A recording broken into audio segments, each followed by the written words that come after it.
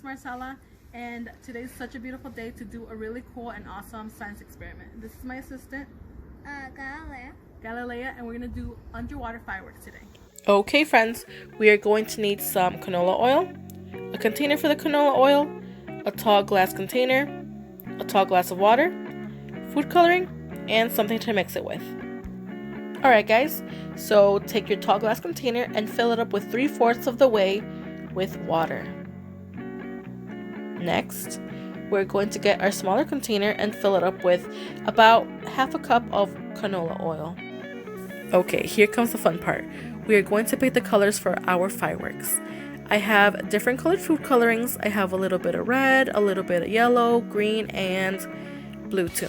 So you see as I drop them in, they are big food coloring droplets. And now we're going to mix it up with our chopstick or anything you have to mix it with. And look, what do you see? The droplets became small droplets. If you thought that was cool, wait till you see what comes next.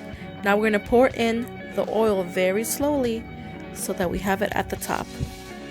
Now, we just sit back and watch the show.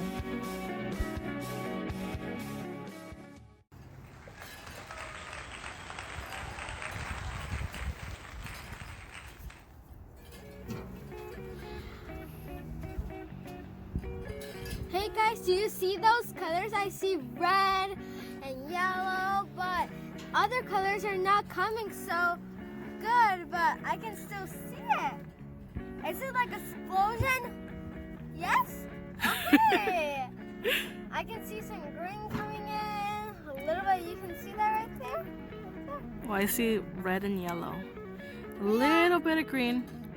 Yeah, but ooh, I can see like this dark color right there, but I think it's blue, actually.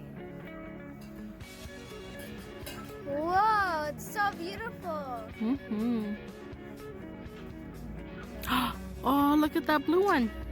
It looks like a dark color, but it looks like an umbrella a little bit.